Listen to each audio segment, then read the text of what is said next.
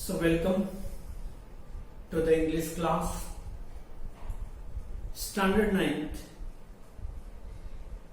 Chapter number 4, A Truly Beautiful Mind. In the first episode, we discuss the theme of the story, the main points of the story, and the difficult words. So in this second episode, we are going to discuss the chapter, A Truly Beautiful Mind. So open your textbook. Before you read, who do you think of when you hear the word genius? तो जब genius word आपको सुनने में मिलता है तब आप सबसे पहले किसको याद करते हैं? Who is a genius? Genius कौन होता है? What qualities do you think a genius has? और जीनियस के अंदर कौन सी क्वालिटीज होनी चाहिए? We shall now read about a young German civil servant who took the world by storm about 100 years ago. In the summer of 1905, the 26-year-old published in quick succession 4 groundbreaking papers about light, the motion of particles, the electrodynamics of moving bodies and energy. तो 26 साल की उम्र में ही 1905 के अंदर Germany का एक civil servant जो कि 4 अपने इंपोर्टेंट पेपर्स का सबमिशन करवाते हैं. His work took up only a few pages in scientific journals, but change forever our understanding of space, time, and the entire cosmic, and transform the name Einstein into a synonyms of genius. 26 साल की उम्र में जिन्होंने 4 papers अपने रजू किए और वो 4 paper ने पूरे विश्व के अंदर जो भी मान्यताएं थी वो सभी के अंदर रूपांतरण ले लिया. वो जो 4 पेपर्स वैसे पेजेस के अंदर तो बहुत कम थे, मगर इनकी इंपैक्ट पूरे साइंटिस्ट जगत को दोबारा सोचने और उनके जो कॉन्सेप्ट्स थे वो सभी को कोलैप्स कर दिया और नई हॉरिजन, नई ऊंचाइयां, नई क्षितिज उन्होंने विचारों के लिए, और इसलिए इनका नाम सिनोनिम्स बन गया. आइंस्टाइन का दूसरा नाम जीनियस बन गया. और हम किसी को जीनियस याद करें तो तुरंत ही आइंस्टाइन हमें याद आ जाता है. इनकी वजह यही थी. 50 years after his death, Albert Einstein's genius still reigns. उनके मृत्यु के इतने साल बाद भी आज भी आइंस्टाइन की जीनियसनेस बरकरार है. आज लोग इन्हें उतने ही आदर से जीनियस के तरीके से देखते हैं, पुकारते हैं, कंसीडर करते हैं और एक्सेप्ट भी करते हैं. So let us try to understand the chapter, the first paragraph.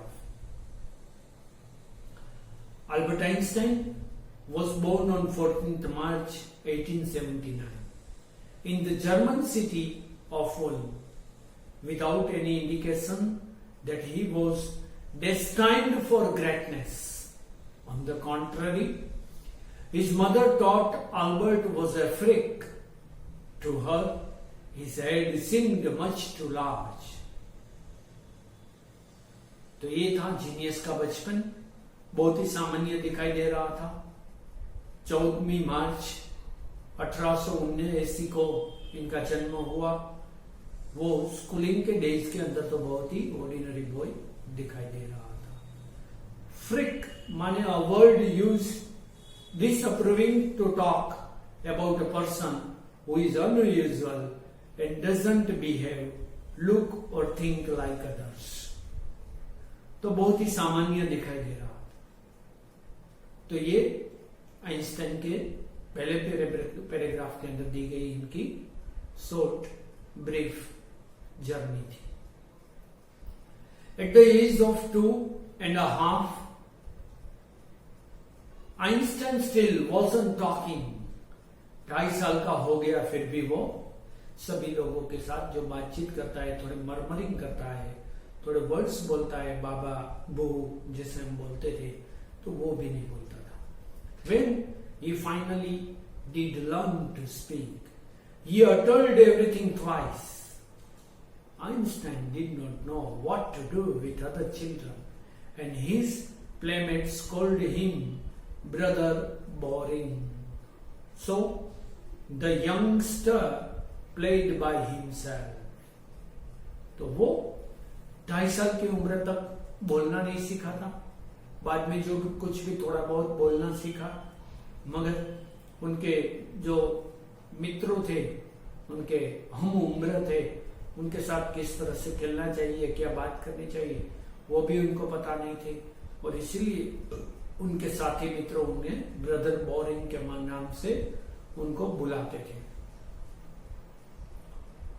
Otto Negbor, the historian of ancient mathematics, told a story about the boy Einstein that he characterized as a legend, but that seems fairly authentic. As he was a late talker, his parents were worried. At last, at the supper table one night, he broke his silence to say, "The soup is too hot." Greatly relieved, his parents asked why he had never said a word before. Albert replied, "Because up to now everything was in order." तो बहुत साल बाद का ये incident हुआ। वो छोटी उम्र में तो वो बोलना नहीं सीखा था, वो बोलता ही नहीं था। मगर एक बार जो डिनर कर रहे थे, तब टेबल के ऊपर वो अचानक ही बोल देता है कि जो सूप है वो बहुत ही गर्म है। फिर उनको उनकी मम्मी ने वगैरह ने सभी ने पूछा कि तो आज इतने साल तक तुम बोले क्यों नहीं थे, क्यों नहीं बोलते थे? तब उन्होंने जवाब दिया कि आज तक सभी कुछ ऑर्डर में चला आ रहा था, तो मैं देखता था, मुझे कोई बोलने की आवश्यकता नहीं थी। तो ये ग्रेटनेस इनकी यहां पर भी है। मित्रों, जीवन में मौन रहना बहुत कठिन होता है।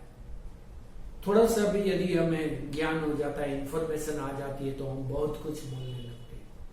मगर जितना नॉलेज जब आपका बढ़ता है, तब आप साइलेंट रह सको, ये बहुत आवश्यक होता है। मगर आप ये नहीं कर सकते, ज्यादातर लोग नहीं कर सकते। मगर ये जीनियस था, तो इनका ये भी एक साइन था, रिफ्लेक्शन था जीनियसनेस का। तो यहां पर much of the time he especially loved mechanical toys. Looking at his newborn sister, Maza, he said to have said, "Fine, but where are her wheels?" तो ज्यादातर वो इलेक्ट्रॉनिक्स टॉयज जो रहते थे, उनके साथ ही खेलता रहता था। वही उनको देखने का बहुत ही अच्छा लगता था। और उनकी नई जो जन्मी हुई सिस्टर थी माजा, वो उनको भी देखता रहता था और उनके बारे में भी वो बताता था कि बाकी तो सब कुछ अच्छा है, सही है, मगर इनके विल नहीं है। पैर के साथ उनको जो विल होना चाहिए, तो उनको भी ये टॉय की तरह ही देखता था। तो यही उनकी जो ऑर्डिनरी जो थिंकिंग लोगों का रहता है, इनसे वो डिफरेंट थे। Third paragraph, a headmaster once told his father that what Einstein choose as a profession wouldn't matter because he will never make a success at anything.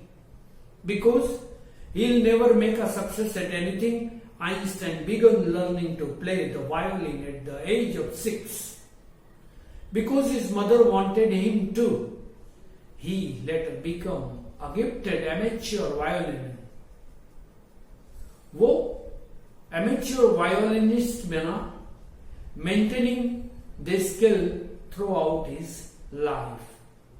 तो वैसे वो उनके हेडमास्टर ने उनको पिताजी को कहा कि कोई भी प्रोफेशन चुने आइंस्टाइन, इसके लिए आपको बहुत चिंतित होने की आवश्यकता नहीं है, क्योंकि वो जीवन में कोई भी फील्ड के अंदर वो अच्छा काम नहीं कर सकेगा।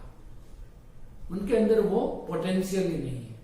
मगर इनकी माँ ने इनको वायोलिन बजाना सिखाया और वो 6 साल की उम्र में भी अच्छी तरह से वायोलिन बजाना सीख गया और वो स्किल उन्होंने जीवन पर्यंत जारी रखी और इनके अंदर भी बहुत अच्छी मास्टरी इन्होंने ली। तो यहाँ पर ये 3 पैराग्राफ तक हम इसकी चर्चा रखते हैं। आगे हम इसी चैप्टर को नेक्स्ट एपिसोड के अंदर, माने 3rd एपिसोड के अंदर इसकी चर्चा करेंगे। Okay, have a nice reading.